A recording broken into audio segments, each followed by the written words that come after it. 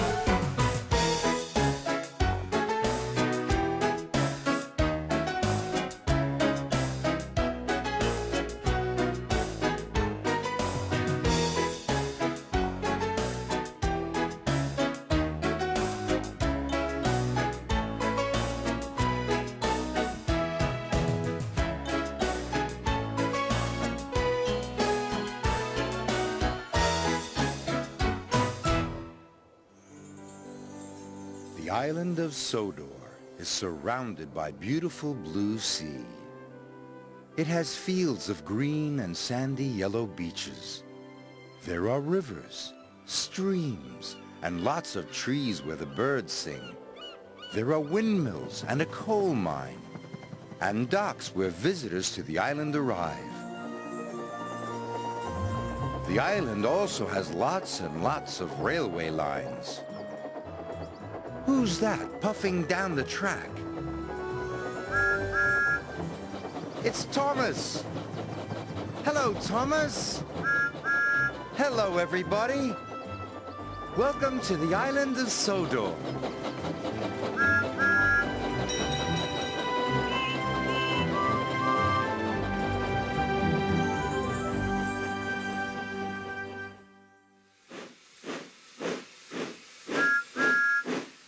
Thomas's trusty friends. Thomas was taking his friend Ned to the old brickworks. Ned was excited.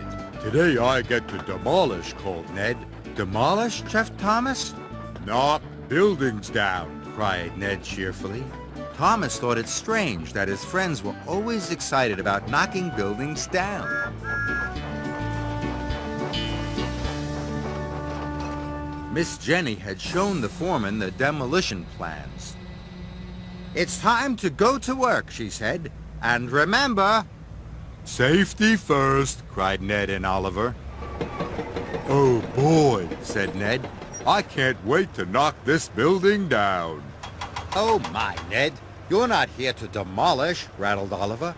"You're supposed to scoop up the rubble." Ned was disappointed. He really wanted to knock buildings down. Ned was usually in trouble for breaking things, but today it wouldn't matter. Soon, Oliver was fitted with a wrecking ball. "Knock this wall down first," the foreman called. "Stand back, if you please," called Oliver.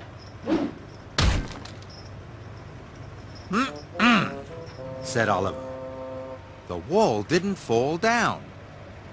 Oliver swung his wrecking ball as hard as he could.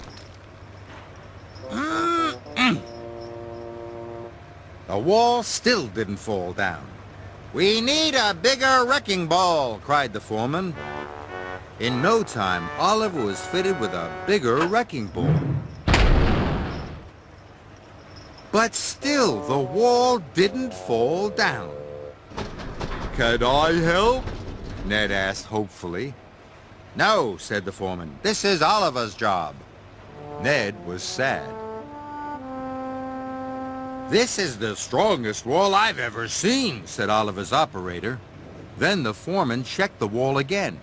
"We'll send for an even bigger wrecking ball," he said.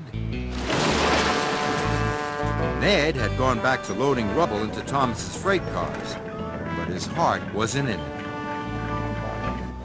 "Ned," shouted Thomas, "the rubble goes in the freight cars." Sorry, said Ned. He was dreaming of knocking buildings down. Finally, Oliver was fitted with the biggest wrecking ball he had ever lifted. He aimed very carefully, and he swung with all his might. But the wall didn't fall down. "Oh, bother," said Oliver. "This building will never come down," groaned his operator. Ned was still dreaming of knocking buildings down and wasn't watching where he was going. "Look out!" cried his operator. But it was too late. The chimney rocked. The bricks crumbled. The workmen and the foreman took cover.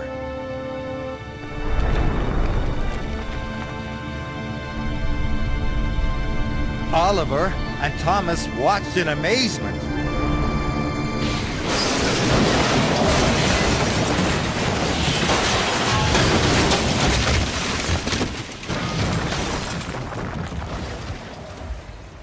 "Oops," said Ned. "Hooray!" cheered the workmen. "Ouch," said Oliver. "Oh!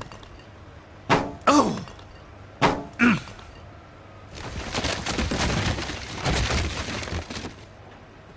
Oliver was dirty and dented.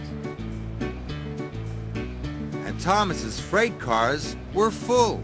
"Bust my buffers," cried Thomas. "I'm loaded." "I did it! I did it!" cried Ned proudly. "Smashed to smithereens," he steamed. "Do you want me to break anything else?" "Oh! No," sighed Oliver. "I think you've done enough for one day."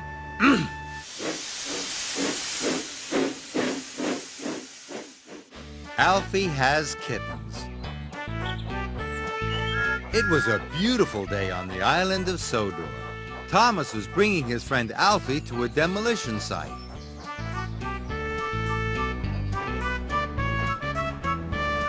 "Hello, Thomas," rattled Jack.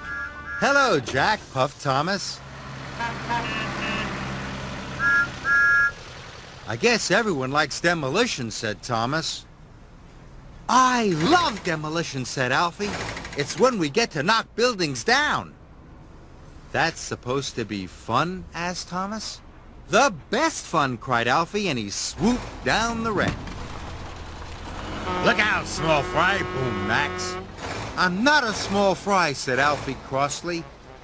He didn't like being teased about his size. But later that morning, Alfie was happy that the foreman had sent him to work with Ned. Ned wouldn't make him feel small.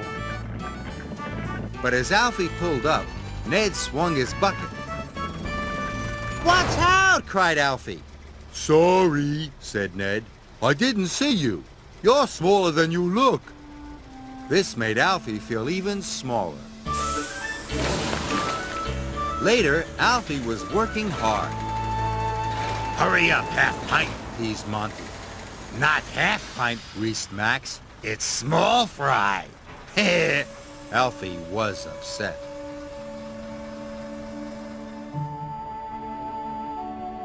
At the workman's coffee break, Thomas could see that Alfie was unhappy. "What's wrong?" he asked. "I don't like being small," complained Alfie. "As long as you're useful," said Thomas helpfully. "It doesn't matter what size you are." Alfie thought about this for a moment. "Break's over," shouted Kelly. "Back to work." That afternoon, Alfie was determined to be really useful. He was helping Oliver demolish a building.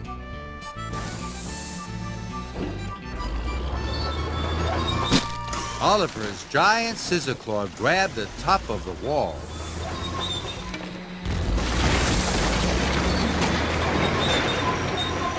"Stop!" cried Alfie. "I can hear something." Everyone stopped work. But no one could hear a thing. "I already checked inside," said the foreman. "Small fry is hearing things," sneered Max. "I did hear something. I really did." The foreman looked inside again, and he was surprised. "There's a mother cat in here, and she's got kittens." "We must rescue them," said Alfie. "The building isn't safe," said the foreman. "I can't send my men in there." "I'll go," said Alfie bravely. "I'm small enough to fit in." In no time, Alfie wriggled inside. The building creaked and plaster flew. Alfie held up his scoop for the cat and kittens to jump in. "Here, kitty, kitty," Alfie coaxed. But the cat and kittens didn't move. Suddenly, the upper wall started to crumble. "Hurry, kitty, kitty," Alfie cried. But it was too late. Quick as a wink, Alfie covered the cat and the kittens with his scoop. And just in time. "Meow," said the cat. "Meow, meow," said the kittens. "Phew," said Alfie. The cat and kittens were safe. "Well done," said Miss Jenny. "It's a fine family of kittens." "I couldn't have rescued them if I'd been any bigger," said Alfie. "You may be small," said Kelly, "but you got a big heart." "And a really useful scoop," said Thomas.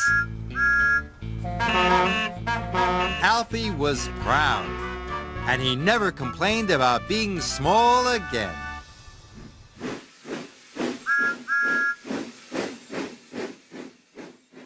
A tale for Thomas. Sir Topham Hatt had a special for Thomas. You're to take 2 of Miss Jenny's machines to Maithwaite Forest. They're repairing the lightning tree. "Yes, sir," said Thomas. Jack and Alfie were excited. They couldn't wait to see the lightning tree. "Why is it called the lightning tree?" asked Thomas.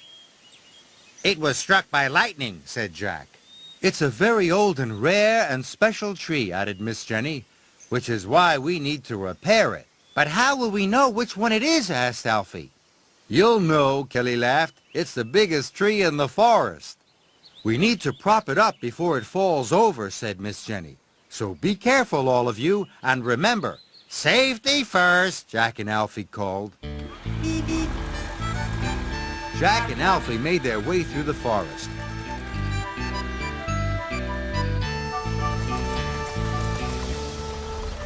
"Look," gasped Alfie. "The lightning tree!" cried Jack. The foreman had inspected the damage. Roots were pulled up. The lightning scar was long and deep. The tree looked like it would soon topple over. Jack and Alfie approached very slowly.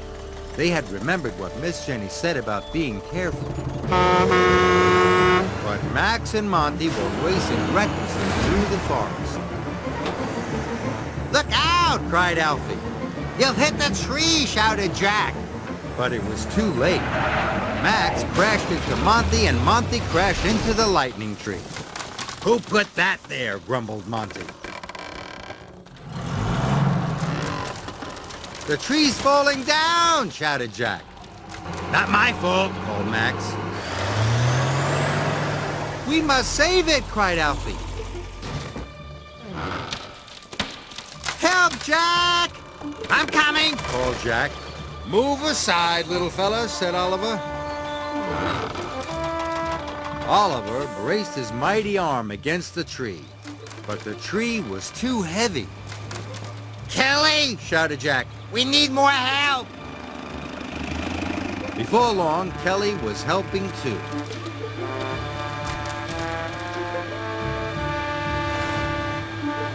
The 3 of them struggled to hold the tree upright. "Get the props!" called Kelly's operator.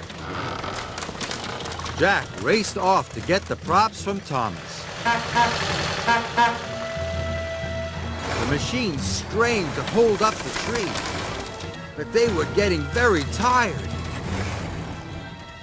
Soon the prop trolley had been attached to Jack, and he was on his way. Thomas hoped Jack would get to the lightning tree in time. Jack went as fast as his wheels would carry him. Alfie pushed and pushed until his arm ached. "I don't think I can hold this much longer," groaned Oliver. But Jack raced up just in time.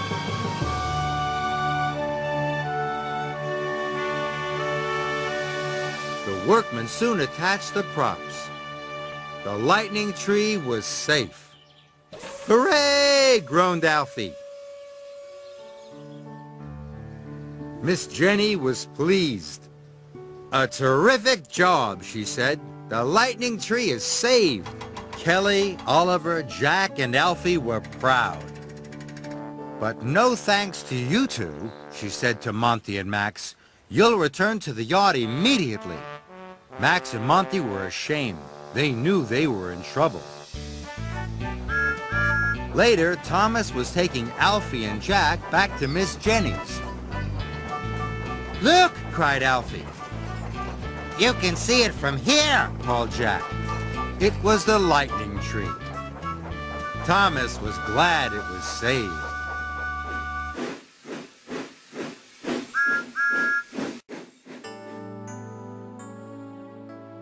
Thomas has so many friends, some fast, some tall, some slow, some green, some blue, some red, some square. Let's see which ones you know. There's Bertie the bus on his way to school. The children are friends too. For Trevor the tractor and Harvey the crane, there's always work to do. And who's flying by? Why, it's Harold the helicopter way up in the air.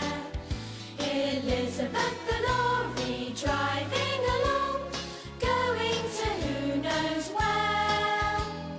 All of our friends are there. Old friends, new friends, real friends, true friends. We're so glad to be. Work friends, play friends, night and day friends, one friendly family. Where there's building to do, we've got friends there who have many tales to tell. There's Alfie and Jack, those two little friends who Thomas knows so well. And Frankie the crane with his head in the sky, who can he see down there? It's Byron the bulldozer, Buster the steamroller, both working as a pair. Yes, all of our friends are there. Old friends, new friends, real friends, true friends. We're so glad to be. Work friends, play friends, night and day friends, one friendly family. Thomas has some special friends. You can't forget their names. Percy, Edward, Gordon, Emily, Henry, Toby, James. Old friends, new friends, real friends, true friends. We're so glad to be. Work friends, play friends, night and day friends, one friendly family. Old friends, new friends, real friends, true friends. We're so glad to be. Work friends, play friends, night and day friends, one friendly family.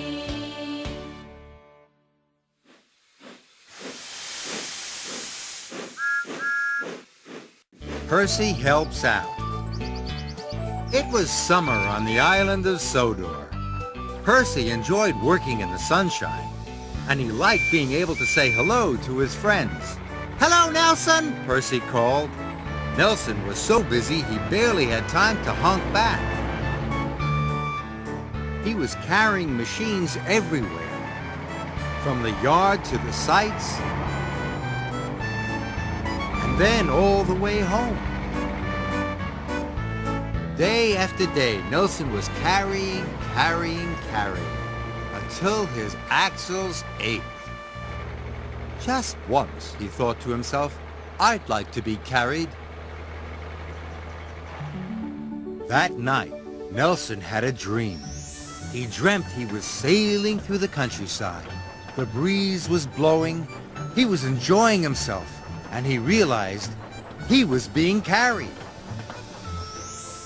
The next morning, Miss Jenny woke Nelson from his dream.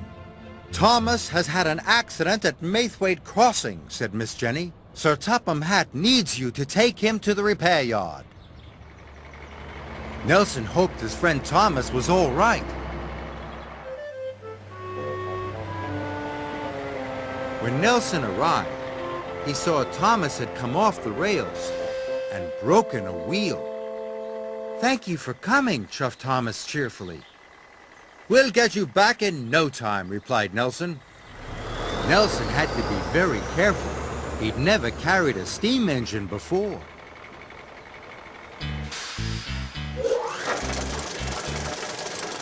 Thomas's driver and Nelson's operator set to work at once.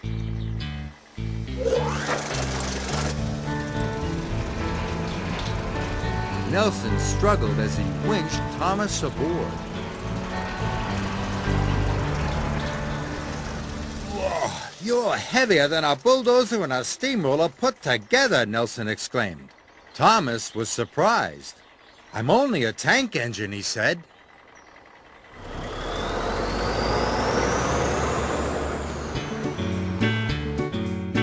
Soon Nelson was on his way, but Thomas was heavy. Nelson had to work very hard. He puffed, he panted, he pulled. Soon they were making excellent time. Thomas was impressed. "You're a very good carrier," said Thomas. "Thank you," said Nelson. "I pull freight cars and passenger cars all day long," added Thomas. "It's good to be carried for a change."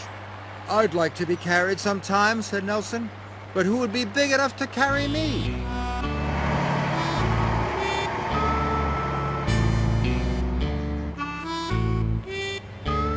Soon they arrived at the repair yard. "Well done," said Sir Topham Hatt. "You are a really useful truck." Nelson was tired, but he felt very proud. "You can leave Thomas on the low loader," said Sir Topham Hatt. "Miss Jenny needs you back at the yards immediately." "Yes, sir," said Nelson. "I'll drive as fast as I can." "That won't be necessary," said Sir Topham Hatt. "I'm taking you," cried Percy. Nelson could not believe what he had heard. Soon Nelson was aboard Percy's low loader, and with a shout of "Thank you, everyone," they were off. Percy was giving Nelson a splendid ride. It was as magical as he had dreamed. The sky was blue, the trees were green. All Nelson had to do was look and listen as the beautiful Sodor countryside rolled peacefully by. "What an excellent day," said Nelson cheerfully. Percy was happy. His friend was enjoying himself.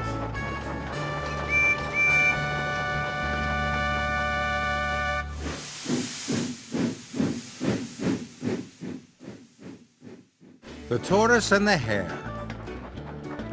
Buster the Steamroller loves the feeling of speed, the sun on his back and the wind on his rollers. "Don't fall asleep," chuffed Thomas.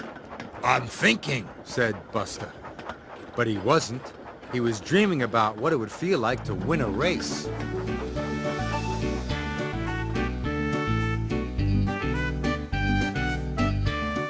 Thomas had brought Buster to the Sodor Auto Racetrack, where his friends were working. They were going to finish the track today. It was a responsible job. The track had to be made safe. Buster flattened the track around the final bend. He was still dreaming about winning a race. And the winner is Buster, the fastest steamroller in the world. "Vroom, vroom," Buster cried. "You think you're fast?" teased Monty. "If you were going any slower, you'd be going backwards," teased Max. But Buster paid no attention. He was having too much fun. Finally, the work was finished, and Miss Jenny came to inspect the site. "You're a good crew," said Miss Jenny. but the track still needs testing. Can I test it, Miss Jenny? Asked Buster.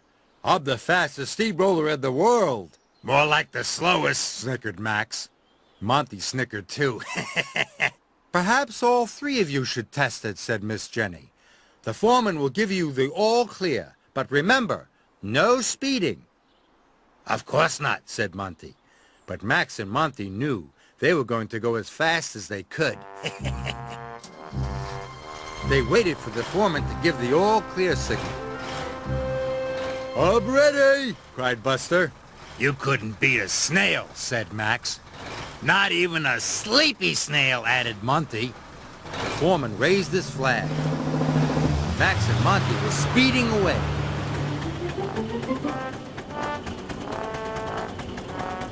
You jumped the signal, grumbled Monty. Did not, snapped Max. Buster trundled happily down the track as fast as his rollers would carry him, which wasn't very fast at all.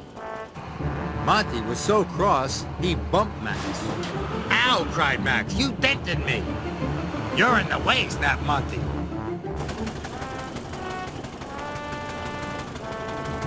Max was still cross with Monty. He decided to bump him back. Before they knew it, they skidded off the track and into a ditch.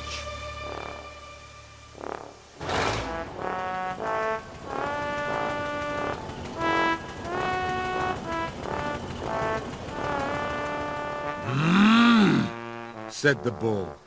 Woo! Said Monty and Max, and they struggled out of the ditch. They were speeding towards the finish. Monty and Max sped down the track, but Buster was trundling towards the finish. Go, Buster! Cheered his friends.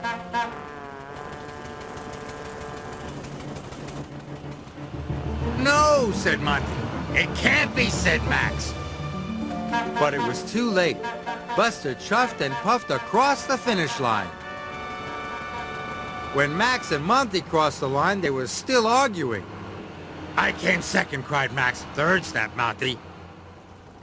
You won, Buster, said Jack. And I wasn't even speeding, he said.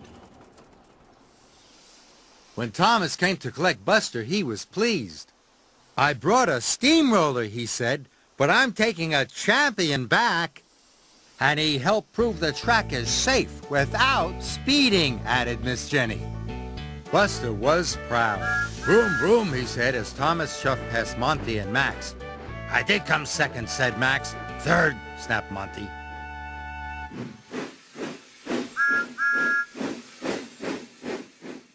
Thomas and the Moles. There'd been a big storm on the island of Sodor. Trees were down and fences had been blown over. Kelly and Isabella had been clearing fallen trees since the crack of dawn. Ned and Max were helping remove a landslide. And Nelson and Oliver were on their way to clear Henry's tunnel. Sir Topham Hatt sent Thomas to take his friends to the soccer field. We must leave immediately, said Miss Jenny. The car park is covered with fallen trees. Tomorrow is the big game, said Thomas. We'll have to move the trees today, clattered Jack. You could rely on us, Steam Buster.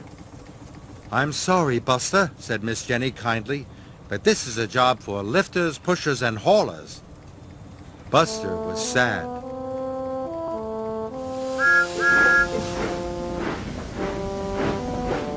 Buster watched as everyone left.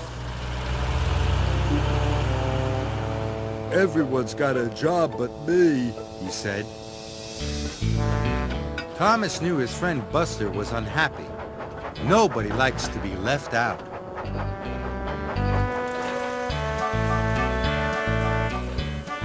At the soccer field, everyone was working very hard clearing up the fallen trees. Thomas could see there was lots to do, but nothing for his friend Buster.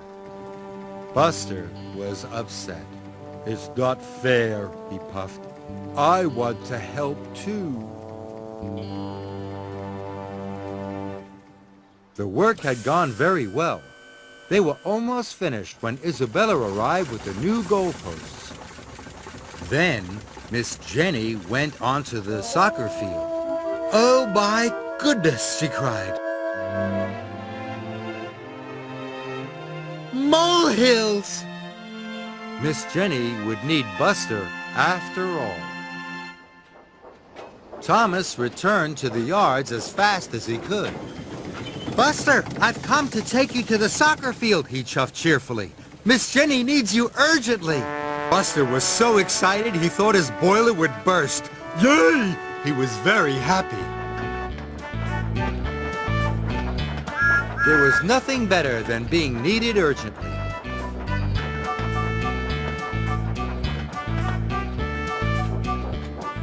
Soon, they arrived at the soccer field. After Buster was unloaded, he was amazed by what he saw. "Molehills!" he cried excitedly. "Hundreds of them! It looks like a giant chocolate chip cookie, only green." This was the moment he had been waiting for. Buster clanked and sputtered and flattened and smoothed. Even the moles who had hurried to the sideline stayed to watch. "He's good, very good." His smoke was blowing, his steam was white and feathery. "We'll do it again."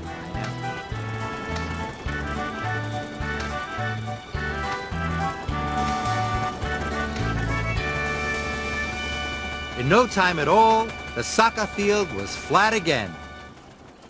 "Well done," said the coach. "The game can start right on time," said Isabella. Everyone congratulated Buster, but Miss Jenny gave him the nicest praise of all. She told him simply that he'd been really useful. Buster was proud. And all the way home, Thomas could see that Buster was happy. It's a grand thing to be really useful.